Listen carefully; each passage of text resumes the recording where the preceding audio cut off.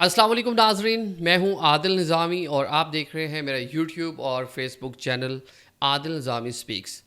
नाजरीन, आज के व्लॉग में हम पंजाब की हाई कोर्ट के हवाले से जो एक अहम समाअत हुई थी उस पर बात करेंगे, जिसमें साबिक़ वज़ीर आला पंजाब चौधरी परवेज़ इलाही को अदालती अहकामात के बावजूद गिरफ़्तार किया गया और इसके साथ परवेज़ इलाही अब अटक जेल में हैं और आज उनको पिम्स हॉस्पिटल इस्लामाबाद भी लाया गया कि उनकी जो तबीयत है वो थोड़ी नासाज थी। मेडिकल चेकअप हुआ। और तीसरा जो अहम इशू होगा वो है आज निगरां हुकूमत और पाकिस्तान तहरीक इंसाफ बाकायदा तौर पर आमने सामने आ गए हैं, क्योंकि गुज़िश्ता रोज़ एक इंटरव्यू दिया था निगरां वज़ीर आज़म काकड़ साहब ने, जिस पर आज पाकिस्तान तहरीक इंसाफ की जानिब से एक बड़ा सख्त जो है वो मौक़िफ़ सामने आया है, उस पर भी बात करेंगे। सबसे पहले हम बात कर लेते हैं आज Punjab high court Lahore high court में जो केस की समाअत हुई। जस्टिस अमजद रफ़ीक और कैसरा इलाही की जो 2 रुकनी बेंच है, इसने ये समाअत की। DIG ऑपरेशन और DIG इन्वेस्टिगेशन को आज तलब कर रखा था, दोनों अफसरान पेश नहीं हुए। पहले बताया गया कि दोनों कराची हैं, फिर बताया गया दोनों कोयटा हैं, जिसके बाद अदालती हुक्म के बाद अदालत ने जो टाइम दिया तकरीबन 2 बजे IG पंजाब जो हैं डॉक्टर उस्मान अनवर वो पेश हुए।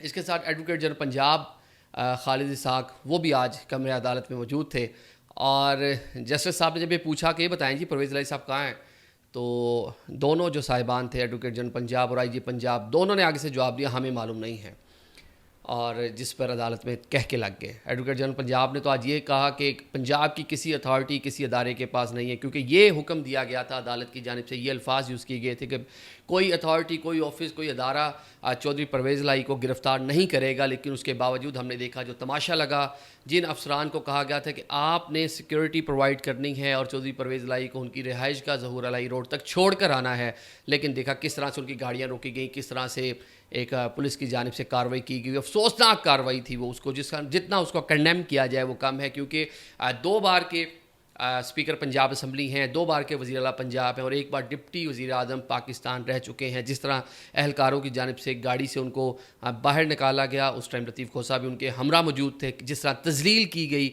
बेवक़्त करने की कोशिश की गई, अदालत ने उस पर जो है आज ख़ासे बरहमी का भी इजहार किया। IG से पूछा जी IG साहब आप बताएं किधर हैं परवेज़ इलाही साहब। IG साहब जो हैं बड़े अच्छे इंसान हैं, बड़ी उनकी अच्छी पुलिस में रिप्यूट है, लेकिन वो उन्होंने जवाब दिया मुझे तो मालूम ही नहीं है परवेज़ इलाही किधर है। इसी तरह एडवोकेट जनरल ने कह दिया मुझे भी मालूम नहीं है किधर है परवेज़ इलाही साहब। तो ये बड़ा हैरानकुन था कि एक आला अदालत में खड़े होकर 2 अहम शख्सियात ये बयान दे रही हैं, जिस पर IG ने यह भी कहा कि जी मैं इस्लामाबाद पुलिस के हवाले से जवाबदेह नहीं हूँ, मैं सिर्फ अपनी जो पंजाब पुलिस है उसको रिप्रेजेंट कर सकता हूँ। बाकी दोनों अफसरान का कहा कि मुझे मौका दिया जाए इन्वेस्टिगेशन करने का, अगर इन्वेस्टिगेशन में कुछ ऐसा बात सामने आई तो मैं उस पर कार्रवाई भी करूँगा। अब पता नहीं किस चीज़ की इन्वेस्टिगेशन करनी है, वीडियोस आपके सामने हैं, तमाम TV चैनल्स ने लाइव कवरेज दी वहाँ से कि किस तरह से उनको वहाँ से गाड़ी से निकाला गया, किस तरह ले जाया गया। इस्लामाबाद पुलिस की जानिब से उनकी गिरफ़्तारी जो है वो बताया गया अमल में लाई गई है, लेकिन जितने भी लोग वहाँ पर हमें नज़र आए कोई एक भी यूनिफॉर्म में नहीं था, सारे जो है सिविल कपड़ों में और मुँह छुपा कर परवेज़ इलाही को गाड़ी से उतार कर लेके जा रहे। और जिस तरह लतीफ़ खोसा साहब को भी पहले गाड़ी से उतारा, वो भी एक कह लें कि बदतमीज़ी के ज़ुमरे में आता है।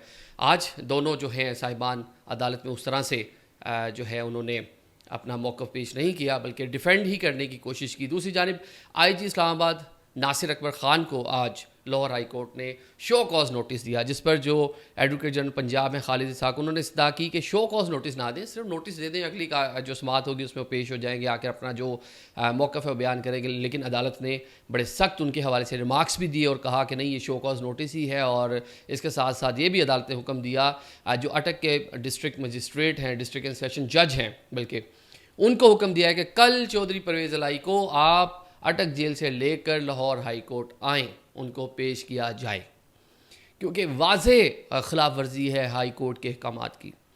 ये तो जब उनको छोड़ा गया उस दिन तो सोचा नहीं जा सकता था कि इस तरह भी कार्रवाई की जा सकती है। उसके बाद लतीफ़ खोसा साहब जो हैं वो चश्मदीद गवाह भी थे, अदालत ने यही उनके लिए लफ्ज़ यूज़ किया और कहा जी खोसा साहब आप बताएं कि क्या पूरा मामला हुआ। उन्होंने कैटेगोरिकली कहा कि IG जो है झूठ बोल रहे हैं, IG जो है गलत बयानी कर रहे हैं, पूरा प्री प्लान था, इन्होंने ऑलरेडी प्लान बना रखा था कि जैसे ही हम उनको लेके जाएंगे बाहर जाके उनको गिरफ़्तार किया जाएगा, क्योंकि उनके मुताबिक लतीफ़ खोसा के मुताबिक कि ये ऑलरेडी डिसाइडेड था कि उनको नहीं छोड़ना, जो मर्ज़ी अदालत फ़ैसला कर दे, जो मर्ज़ी अदालत अहकामात दे दे, तो लेकिन उनको छोड़ना नहीं है। साथ में लतीफ़ खोसा का कहना था कि DIG ऑपरेशन गाड़ी से उतरे, मुझे उतारा, अदालती हुक्म की ऐसी खिलाफ वर्जी मैंने 50 साल अपनी ज़िंदगी में नहीं देखी।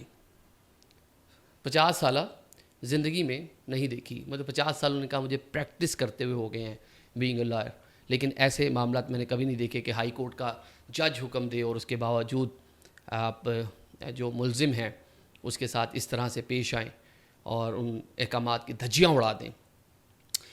उसके बाद आज मज़ीद भी अदालतों में बड़ी कार्रवाइयाँ होती रही हैं। बुशरा बीबी ने भी मुख्तलिफ़ अदालतों से रजू कर रखा है अपने केसेस के हवाले से। एहसान न्याज़ी के जो वालिद हैं हफ़ीज़ न्याज़ी, उन्होंने भी अपने बेटे की जो रिहाई है और जो उनका जो तमाम तर केस परसू हो रहा है, चलाया जा रहा है फ़ौजी अदालतों में, उसके ख़िलाफ़ सुप्रीम कोर्ट पाकिस्तान से रजू किया। पाकिस्तान तहरीक इंसाफ सारे रहनुमा अभी सदाकत अवासी का भी नाम ले लेते हैं, उनकी भी जो गुमशुदगी है मुबैना तौर पर उसके ख़िलाफ़ भी अदालतों से रजू किया गया। तो यही नज़र आ रहा है पाकिस्तान तहरीक इंसाफ तमाम रहनुमा अदालतों के चक्कर लगा रहे हैं।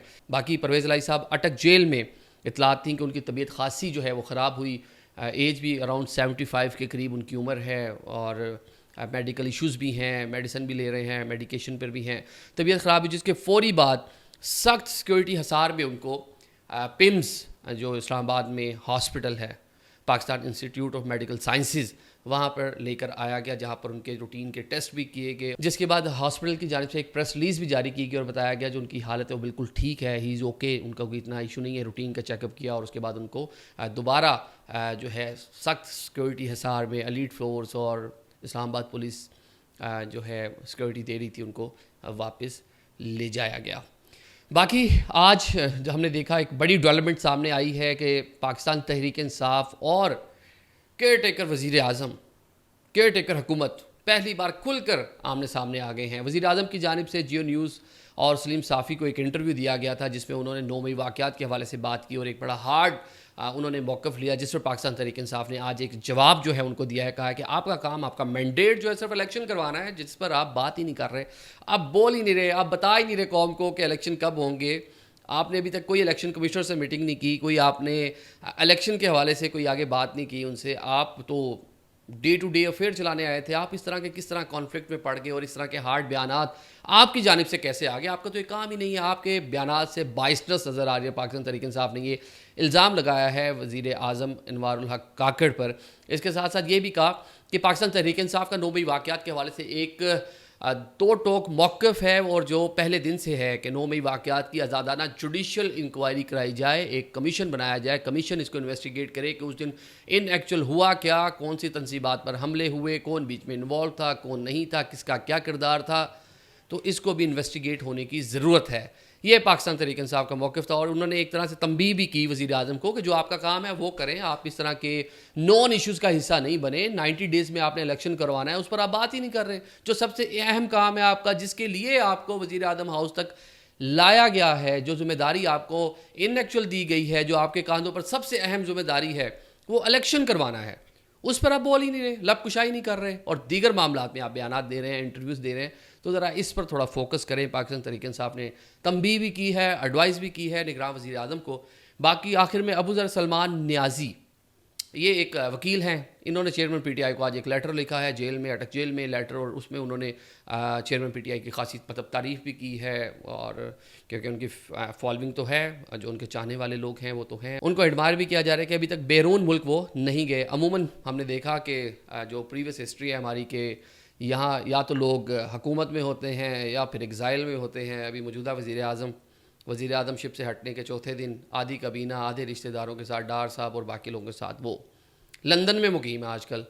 तो चलें, चेयरमैन पीटीआई उन्होंने एडमायर किया, क्या मुश्किल हालात देख रहे हैं, जुडिशरी जो है कॉम्प्रोमाइज़्ड है, आज़ाद नहीं है पाकिस्तान में, बड़ा मुश्किल हालात हैं, आपको थ्रेटन किया जा रहा है, केसेस बनाए जा रहे हैं, आपको जो कह लें दबाने की कोशिश है, आपको मज़ीद आपके ऊपर केसेस बन रहे हैं, डराया जा रहा है, मुख्तलिफ़ तरीके से आपको प्रेशराइज़ किया जा रहा है, लेकिन आप उसके बावजूद डट कर खड़े हैं। तो उन्होंने जी इस्लाम पेश किया चेयरमैन पीटीआई को और ये उनकी राय है और इस हवाले से एक आम पब्लिक जो सेंटीमेंट है वो भी इसके हक़ में है कि पहली बार कोई वज़ीर आज़म अदारों के ख़िलाफ़, इस्टेब्लिशमेंट के ख़िलाफ़, हुकूमत के ख़िलाफ़ एक तरह से खड़ा हुआ है, प्रेशर है। ऑल्दो बाकी लोगों ने भी जेल काटी है, लंबा टाइम गुजारा है जेल में, लेकिन चेयरमैन पीटीआई के हवाले से इस तरह का अमूमन तासुर नहीं था कि वो इतना टाइम जेल में रह पाएंगे। अभी उनको 5 अगस्त को जेल में गए थे, अराउंड 1 महीना हो चुका है उनको अटक जेल में, तो जिस पर वकील की जानिब से उनको लेटर लिखा गया और खराज तहसीन पेश किया गया।